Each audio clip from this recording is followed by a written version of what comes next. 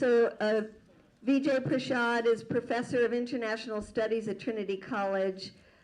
He is, among his books are one called The Poorer Nations, A Possible History of the Global South and the Arab Spring, Libyan Winter. He writes regularly for all kinds of publications.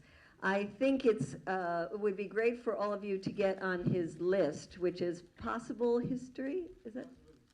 Possible History at Gmail. And we are really so honored that you gave us your time and that we get to have a space for looking at Vijay's inner workings of his brain, which is really amazing, to look at some of the broader issues. Let's give a hand to Vijay.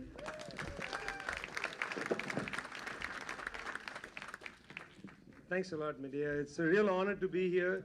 I'm a complete fan of Code Pink.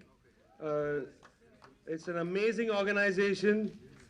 I'm a complete fan of Medea Benjamin because at least once a week she's getting arrested somewhere or chasing John Kerry down the hallway of some building saying, "Why are you doing this?"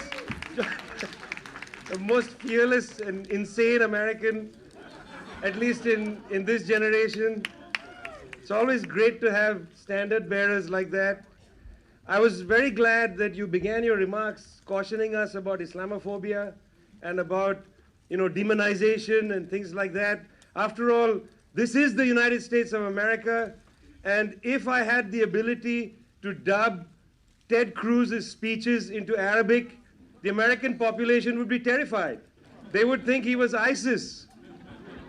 Ted Cruz scares me more than anybody else, more even perhaps than King Salman of Saudi Arabia. So let's have a little bit of humility when we look at other countries and their grotesque problems. I have now begun to carry with me, and I shall regularly under the next presidency, and if this presidency, of course, continues for perpetuity, I'm going to carry with me forever my new handbook, which is the quotations from Chairman Trump. And I recommend you buy this because if you don't have the quotations from Chairman Trump, I think you get a 15-year jail term under the Trump administration. So this is the place we live in, and it is from this place that we talk about other places. We're talking about Saudi Arabia, but let's just breathe a little bit and recognize that in the past 2 decades, at least 5 Arab countries have been destroyed. Begins with Iraq, and then you have, let's say, I don't know if this is in order of anything, but then you have Libya, then you have Syria, a country with 500,000 people dead, then you have Yemen, the most silent war, prosecuted by Saudi Arabia and its allies, Emiratis and the United States and the Europeans, since the 26th of March of last year. And one of the really positive things about this summit is I hope very much that the people who very bravely hold vigils against Israel's punctual bombardment of Gaza will begin to hold vigils against Saudi Arabia's almost year-long war against Yemen. It's very important, I think, for the American peace movement to join, or at least join in with the cries of Yemenis in the cities of Taiz and Sana'a and others who watch those planes fly over their heads, watch their children terrified once again as buildings around them and their own buildings get destroyed. So the American peace movement has to pick up the Yemen war front and center. It's not just about Israel's wars in the Middle East. There are other Israels as well. And Saudi Arabia, in many ways, is another Israel. I'm going to talk about perhaps 2 things. The first thing is a little broad, and that's this idea I have of the foreign policy of the 1%. I, like many of you, have been quite excited by the phenomena of Bernie Sanders.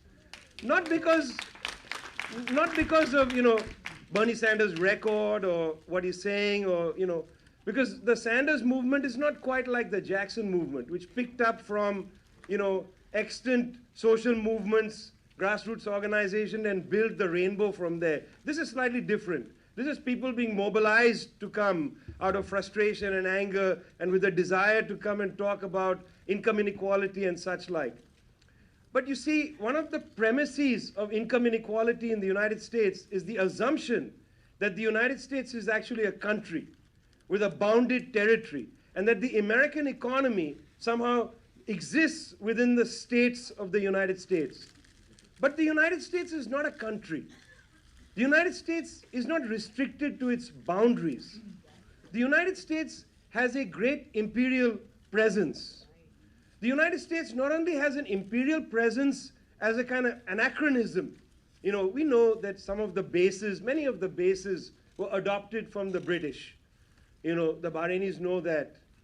It is clear in Diego Garcia that the people of Chagos lost their land to the British, who built a base there, and then the British delivered that base to the Americans. But these bases aren't merely anachronisms of British imperialism. These bases are essential to the accumulation strategies of the 1%, not only in the United States, but in the group of 7 countries. So in other words, the US economy is not an economy with a territory. It's an economy which has a global scale. Much more than that, the accumulation strategies of the US 1% require extra economic pressure against countries outside the territory of the United States. This had a sort of primitive position in the 1950s, 60s, and 70s. After all, why did the United States decide to do a coup against Jacob Arbenz in Guatemala, if not at the behest of the United Fruit Company? In other words, big American capital required Jacob Arbenz to be removed so that so-called land reforms of Arbenz could be stopped and United Fruit could continue with extra economic force to maintain its accumulation of capital against the Guatemalan people.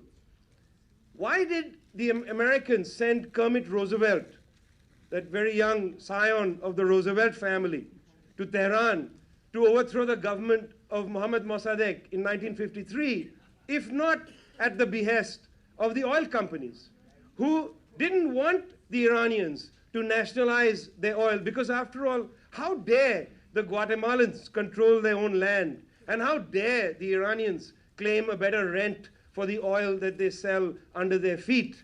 It is not for them to control the way land is used. It is not for them to control how the oil should be priced. That is, after all, the responsibility, the heavy and grave responsibility of the 1%, because they are the people who should order the way the planet functions. In a primitive way, the foreign policy of the 1% operated in the 50s, 60s, and 70s. But this foreign policy of the 1% had to deepen in the 1980s, when the fact of production transformed. It was at this time that you saw factories so-called disarticulate, break up. No longer the big steel factory in Gary, Indiana. Now smaller production units spread across the planet, producing bits and pieces of commodities. That's what we call disarticulated production. If you're going to have part of a commodity made in Malaysia, another part made in Hong Kong, you need low transport costs. If you're going to have low transport costs, you have to maintain low prices of energy, or at least stable prices of energy, and you have to break one of the most important international unions, which was the unions of people who worked in ports, in airplanes, etc. These unions had to be crushed because transport prices had to be kept at a low point, transaction costs had to be lowered, and that is why they forced through new global level trade agreements through, for instance, the General Agreement of Trade and Tariffs in the Uruguay round in the 1980s that finally manifest itself in the World Trade Organization of 1994. And now we see, out of fear of China really, that the United States is pushing this other new big trade agreement called the TPP, the Trans-Pacific Partnership, which really is about China, fear of China. These major trade agreements were attempts to reduce transaction costs so that the 1% would be able to take advantage of a global scale of production to have goods labor costs run down through race to the bottom competition among countries trying to compete with each other to draw manufacturing, bits and pieces of manufacturing from each other. So labor costs were brought down, environmental regulations were brought down. This was the accumulation strategy on the global scale of the 1%.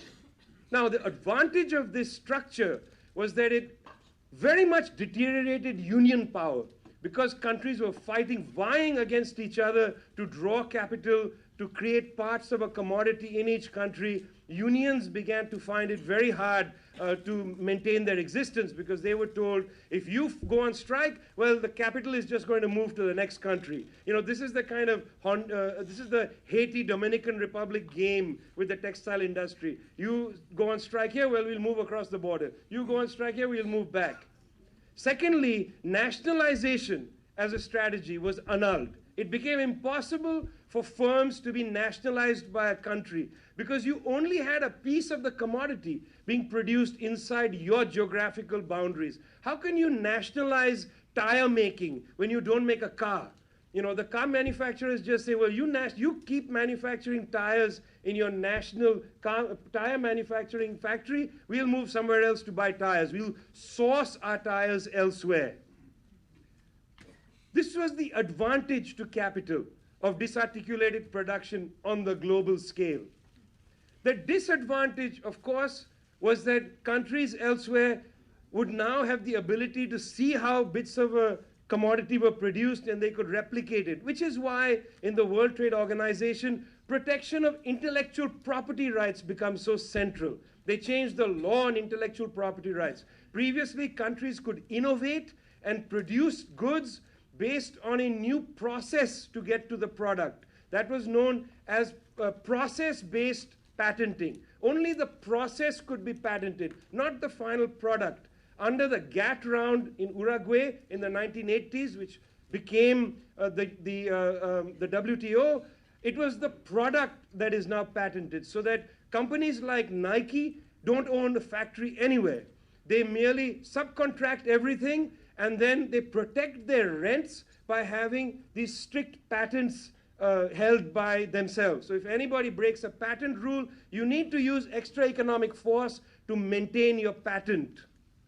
Finally, finance decrees that the rate of return on investment in financial goods is far higher than the rate of investment in manufacturing. Finance globalizes. This globalized space of accumulation for the 1% needs to be protected. You need to use extra economic force to maintain your authority. That is why, for instance, the threat of China has to be annulled by threatening China. You better crack down on piracy. If you don't crack down on piracy, we're going to go after you. You better crack down on building, these islands in the shipping lanes, because if you build islands in the shipping lanes, the transaction costs will go up. The ships will have to go around to new shipping lanes. You'll increase the cost of transportation of goods, etc. Extra economic force, war, what we call war, extra economic force is the essence of the foreign policy of the 1%. It is not an excrescence of the system that we have today. It is precisely the system we have today. War is normal. It is peace that is abnormal. You are the freaks of the world. You are the ones that believe in peace. You are out of step with the times. Because the times, in other words, the way the masters of the universe have organized accumulation in the planet, the way of the world is to use extra economic force on a planetary scale to protect not only their investment, but their rate of return. That is what I mean by foreign policy of the 1%.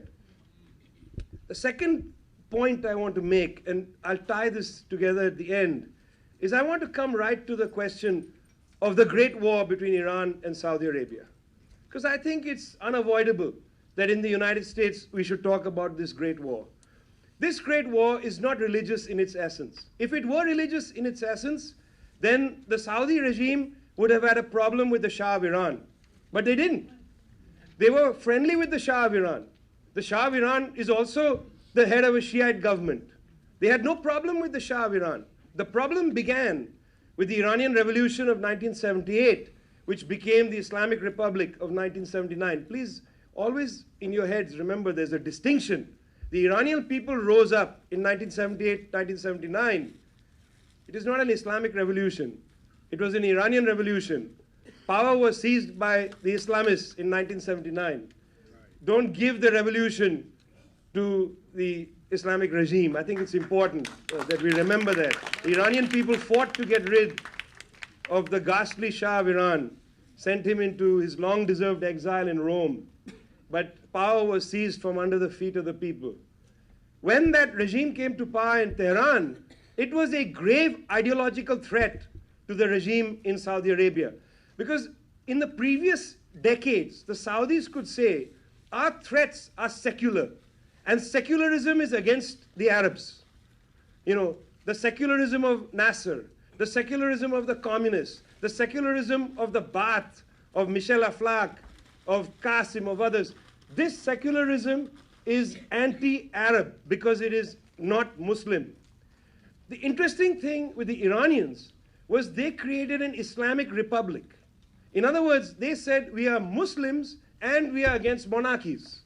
It was an ideological challenge to the Kingdom of Saudi Arabia, which is why the Saudis bankrolled Saddam Hussein to begin that murderous war that went from 1980 to 1988, fully supported by Western powers, providing the Iraqis with chemical weapons, so they used mustard gas against the Iranians. And interestingly, Ayatollah Khomeini, in the middle of all that, and I'm not a fan of Ayatollah Khomeini, but in the middle of all this, Ayatollah Khomeini puts a fatwa out there against the use of weapons of mass destruction.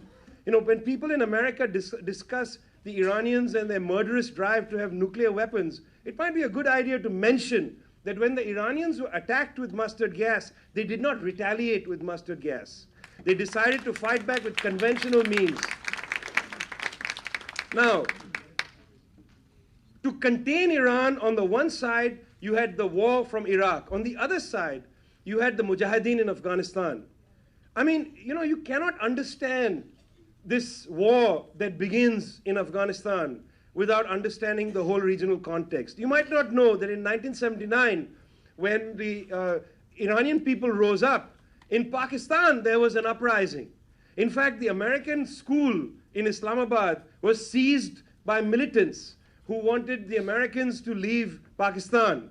There was a regional fear that there would be an out-of-control uprising against US imperialism. And it's at that time that Mr. Brzezinski, Carter always gets a free pass. Jimmy Carter, he always gets a free pass, He gets a free pass. I don't know why Jimmy Carter gets a free pass, sorry.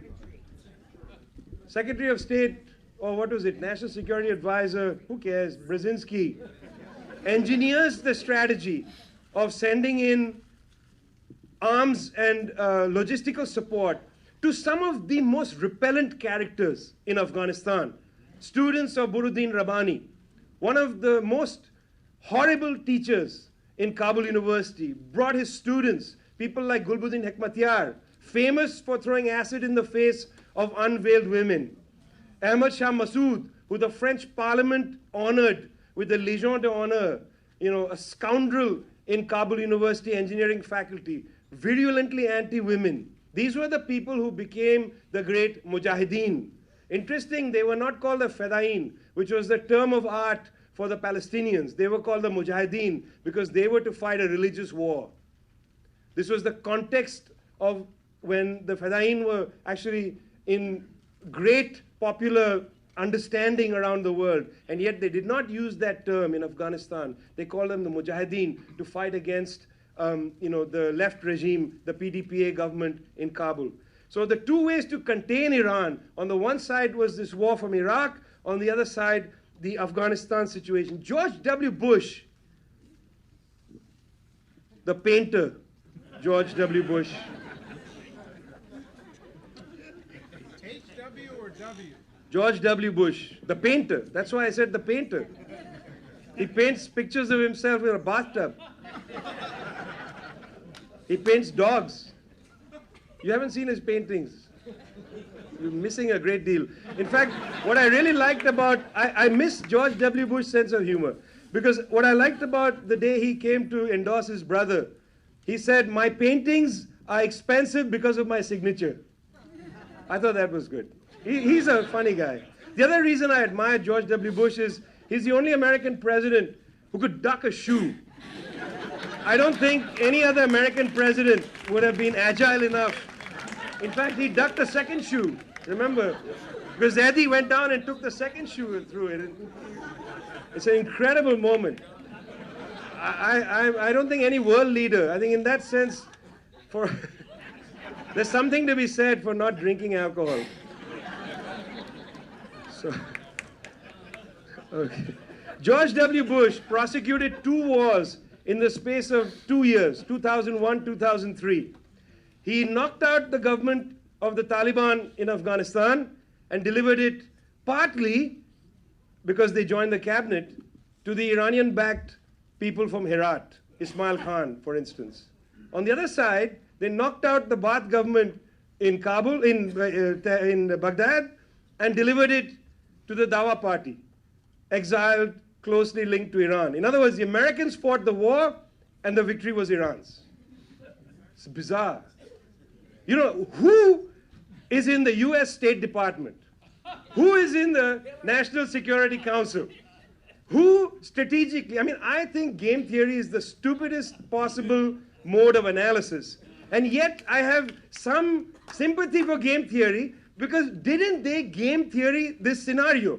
Didn't they say if we knock out the Taliban, if we knock out what's going to, well, what happened was the fear of God literally went through Riyadh and to Israel and among the Christian Wahhabis like Ted Cruz and others.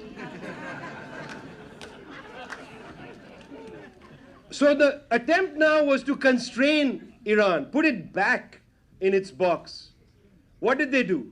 Syria Accountability Act, most important one, 2005, which was an attack against basically Iranian resupplying Hezbollah through Damascus airport. How to take down the Syrian regime? Because that government is too close to Iran. Second attempt to engage Iran was green light for Israel to flatten at least half of Lebanon, the war of 2006. Neither did the Syria Accountability Act work, nor did the Lebanese bombardment, because Hezbollah, which had just defeated Israel in 2000, was able to stand up to the Israeli onslaught of 2006. And I should say, the Lebanese military did its best. At least it tried. Yes, don't laugh when I say that. The Lebanese military now no longer being financed by Saudi Arabia, which I'm going to come back to. They were never an army. You're insulting them. The third attempt to engage Iran was the sanctions that began in 2006. Syria Accountability Act, war on Lebanon, and the third, sanctions. These were the 3 attempts to put Iran back to its borders. Now, when the Arab Spring broke out, if you met Iranian diplomats in the region, they would say things like, this is not an Arab Spring, it's an Islamic Spring. It began in 1979, and now it's going. I mean, I just want to say that everybody was saying that in 2011. Erdogan went to Cairo, and Erdogan said, this is an Ottoman Spring. He didn't actually use that word, but he said basically it's, you know, the Brotherhood will win everywhere, and they'll follow the AKP party's policies. Everybody wanted to claim it, except, of course, the Americans and the Saudis and their allies. Saudi Arabia sends its forces across the causeway to crush the uprising at Pearl Monument, and in fact, erases the Pearl Monument, which had to be bulldozed, because God forbid you have a memory of the people protesting in Bahrain.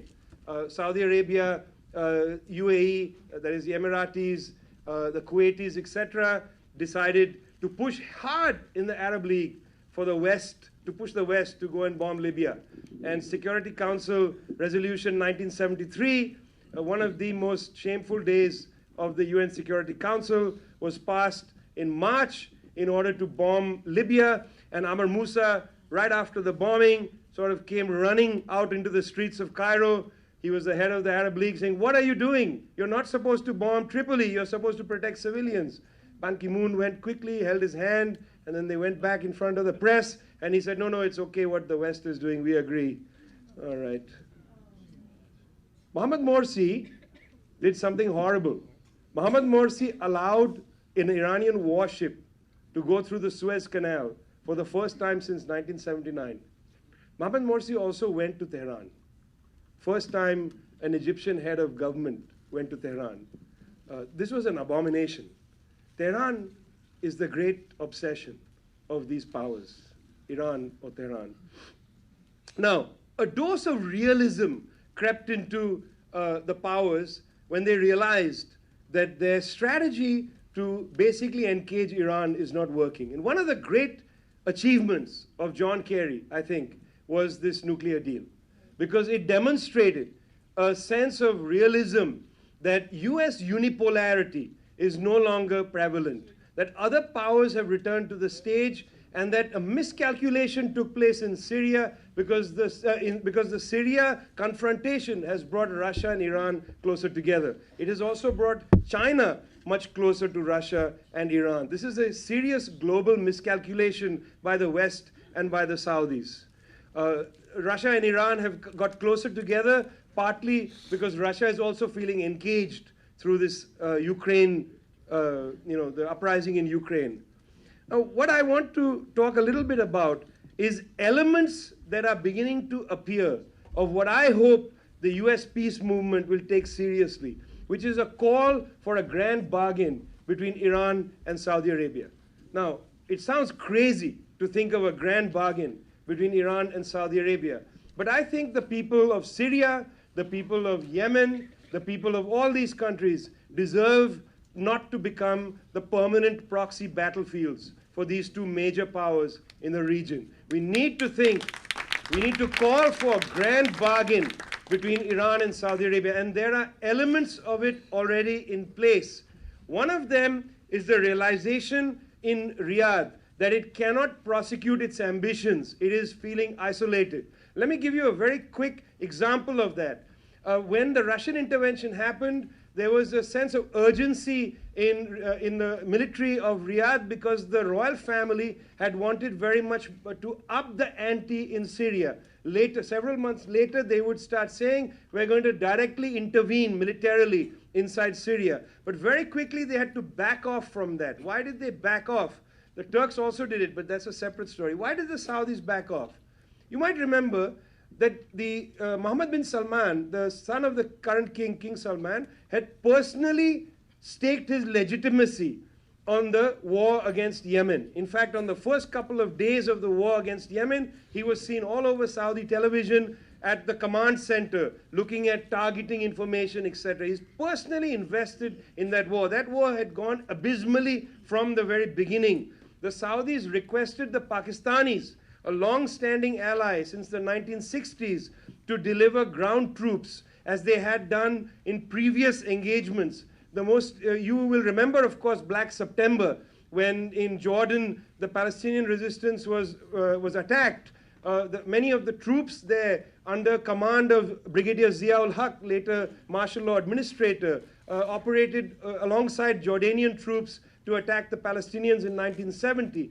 But this time, the Pakistani parliament, despite being utterly reliant on money from Saudi Arabia, voted to refuse to send troops to the war in Yemen. And the argument that I heard from, very sensible people in the Pakistani parliament was that unlike previous wars, this one is too dangerous.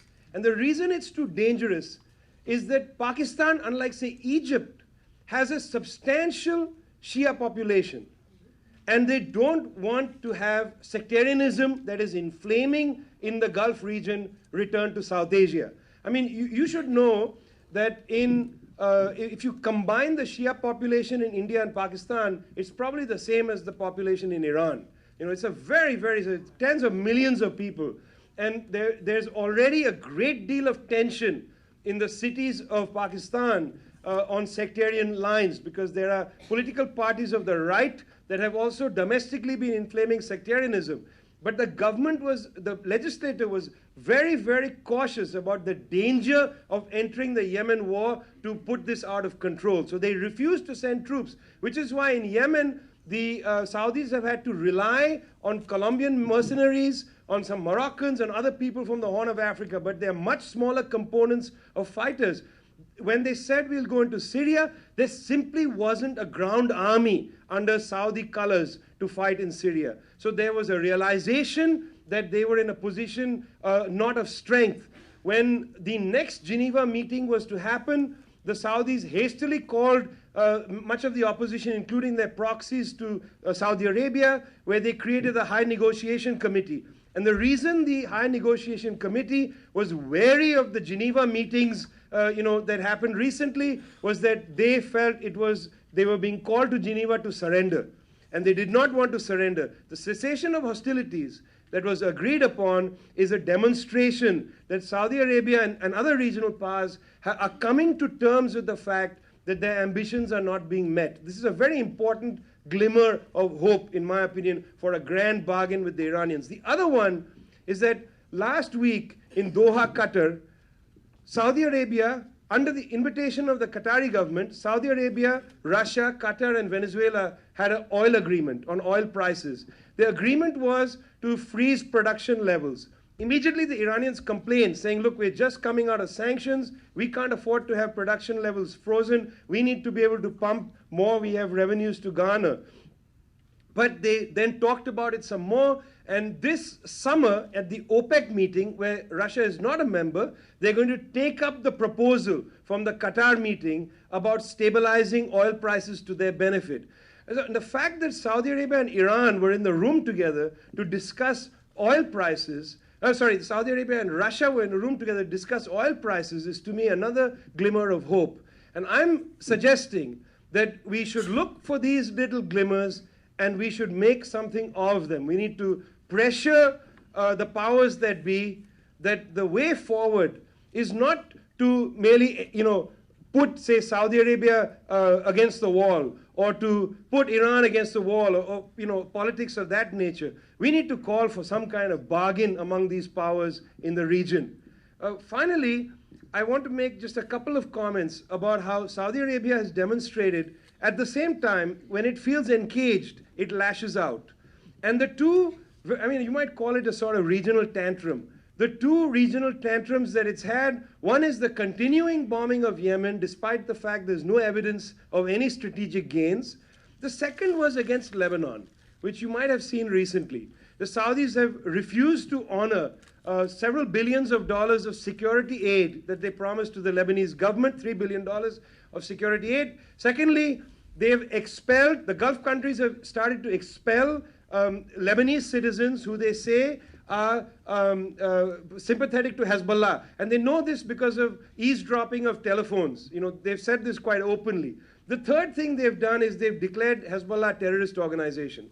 This is very interesting that they're lashing out at Lebanon at this time. And I would just like to say that it's a dangerous form of lashing out, because I'm guessing that the Iranians are going to come in and provide assistance to the Lebanese military, which needs it desperately in a country of 4 million that has perhaps 2 million Syrian refugees, whose exchequer is totally being broken, and who have the threat not of ISIS, but of that other great organization, Jabhat al-Nusra, at its boundaries, an organization whose fighters have been getting free medical attention in Israel, an organization that occasionally the American strategic thinkers say is a moderate force.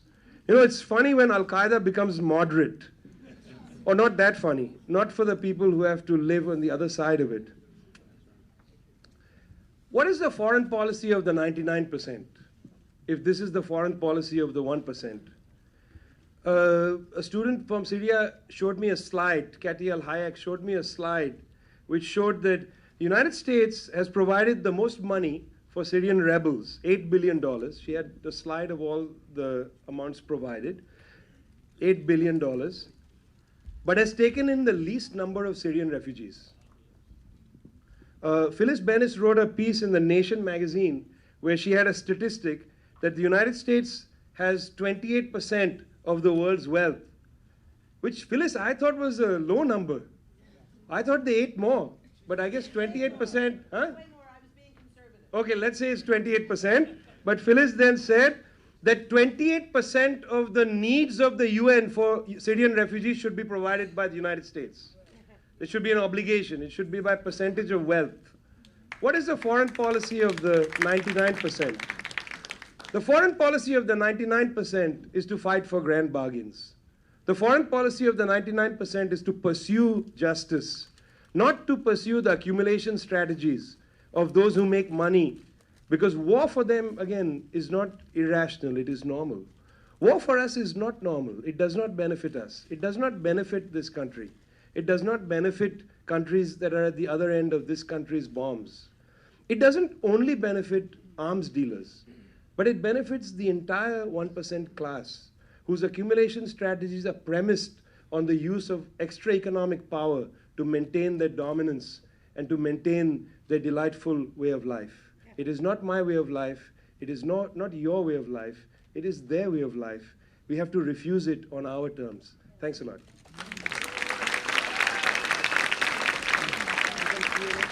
10 minutes?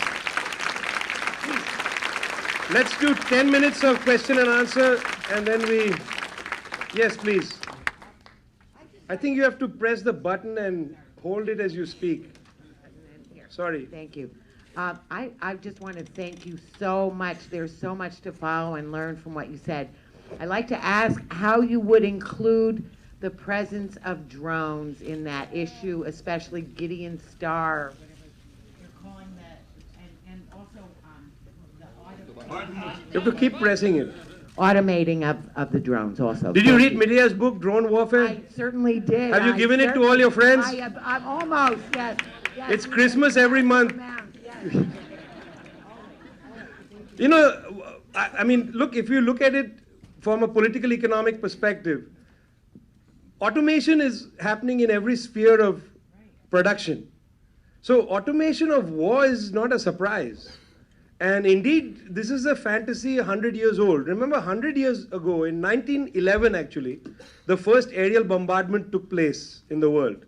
And it was conducted brilliantly, because it's the 100th anniversary, by the Italians against the Libyans.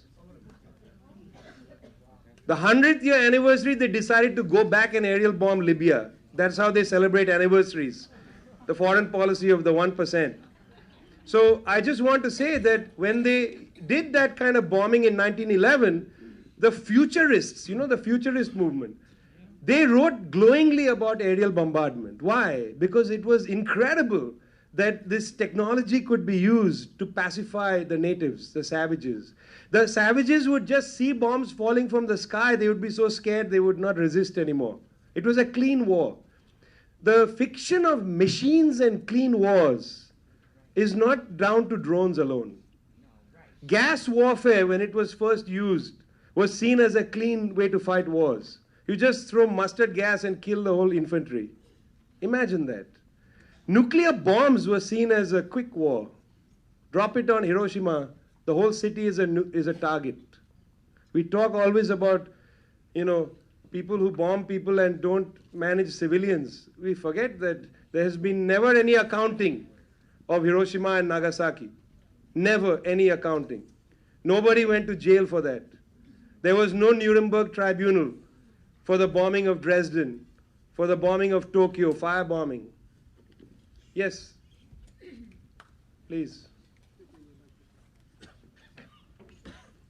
Quickly get to that mic because our time is running. Okay, here I am. You mentioned the grand bargain, and I'd like you to comment, if you can, on the recent trip by Chinese President Xi Jinping. He went to Riyadh, he went to Cairo, he went to Tehran, and he invited the entire Middle East to his win-win policy of one belt, one road. For people who don't know, the new Silk Road, which people call the World Land Bridge, there's a report on this, worldlandbridge.org, and I think that this could be the basis of the kind of peace bargain which the 99% want. Can you comment on that? Yes, I've written a lot about the Silk Road and the Chinese not only building across Asia, but also along the port cities of the Indian Ocean, in Burma, in Pakistan, etc. It's actually interesting to me what Xi Jinping did in two ways. One is, by the way, he went to the Arab League and reaffirmed that East Jerusalem is the capital of Palestine, which was incredible. Why was it incredible? For a Chinese premier to take a direct political position openly and almost, let me say, even though his manner wasn't thus, aggressively against the way the West has been tolerating this gobbling up of East Jerusalem by the Israeli state is quite something. And so let me just finish with this. Yeah, please. Because I know it's the established policy of the West, but there's something interesting about the way in which he has been making public statements. For many years, the Chinese were fairly silent about events in the Middle East. Gone are the days of the Maoist Red Book being translated into Arabic and being distributed in the streets of Cairo and Baghdad and elsewhere. Not in the streets, but clandestinely. Gone are the days. Gone were the days when Chinese diplomats talked about anything else than making deals, including with the Israelis, building infrastructure and such like. But now there is this entry of the Chinese, and I think it has to do a lot with what they feel is a betrayal of the Libya Security Council resolution, which I talked about earlier. The Chinese and Russians abstained on that resolution, and after that vote, after what was done with Security Council Resolution 1973, both countries have quite candidly said they will never give the West again permission to do regime change. And I feel strongly that this is a piece of why the Chinese are asserting themselves now diplomatically. They have been very concerned for their own internal reasons about the growth of what they also see as terrorism, because Uyghur fighters have been coming to join ISIS, etc. But I don't think it's only that. I think they're projecting a different project, which is different from the Western project that had been there. This is the era of multipolarity. Sorry, there's one more there, and then I'll come to you. Yeah. Oh, you didn't have. Hey, please. But you need a mic. Yeah. First, let me talk the positive. Very quick. But It's delicious. It tastes better than 1,000 falafel sandwiches. Anyway, but I have to respond as a Palestinian freedom fighter and revolutionary.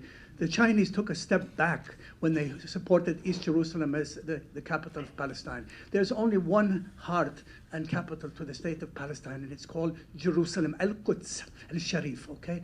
They used to support that united the democratic secular Palestine. They took a step back from the Deng Xiaoping's time to the present. There's been a whole transformation in the Chinese political paradigm, and in terms of their foreign policy, they shifted away from us. They recognized Israel, and they stepped back from democratic secular Palestine, supporting it. They betrayed us. I'm not going to argue with you. I agree with you, but let me just say that basically what they affirmed was Oslo, because Oslo betrayed the Palestinians. But the thing is that Oslo is, we'll talk about this later, because you and I can talk for hours on this, I feel. Can you call on Ray? Yes, Ray please. over here, Ray McGovern. For anybody who doesn't know, we do have a CIA agent in the crowd here. Please. But he's on the, Yeah, sorry. he left a long time ago. He's on the bright side. Please. Vijay, I just had one question, and that is why do you think that American politicians become incontinent as soon as the word Saudi Arabia is pronounced? Even tough and tumble Trump, if people saw that at the last Republican debate, he talked clearly about the 28 pages. He talked clearly about Saudi involvement in 9/11, but he couldn't bring himself to say the word Saudi Arabia. Is it pure and simple what Pope Francis called the blood-soaked arms trade? Does that explain it all? Ray McGovern, you know the answer better than I, because you have spent more of your time listening to them in small rooms than they'll ever allow me into. So why are you asking me that question? But the fact is that there is more than the arms trade. And this will be my last comment. It has a lot to do also with finance. I don't have very much time to get into this, and some of it is a little complicated. But from the 1970s, the Saudis have been providing an immense service to G7 banking, because all the oil profits that came are denominated in dollars and recycled into Western banks. This is the so-called recycling surplus mechanism. And Saudi Arabia plays a crucial fulcrum in the recycling mechanism for capitalism. So you have ordinary people, it's like a regressive tax. Ordinary people are hit at the pump where they pay high gas prices. The profits go to Saudi Arabia, in other words, the kingdom, Aramco, it's a private company, who then puts their holdings in Western and Japanese banks, which recycle that money basically to the 1%, who then speculate with it and do whatever they want with it. So, in fact, it's a regressive tax against the public that consumes gasoline. So Saudi Arabia plays a fulcrum role in doing this and doing it with the dollar. The last thing quickly I'll say is we talked about China. China has been shifting from buying gas from Saudi Arabia, and now its two major gas suppliers are Russia and Angola. And the reason it's Russia and Angola is they denominate their oil sales in renminbi. And Saudi Arabia cannot shift to renminbi because it plays this fulcrum role for the world, that is the Western financial system. There is a suicidal death pact between the West and Saudi Arabia. Thanks a lot. All right, let's give an amazing hand to Vijay.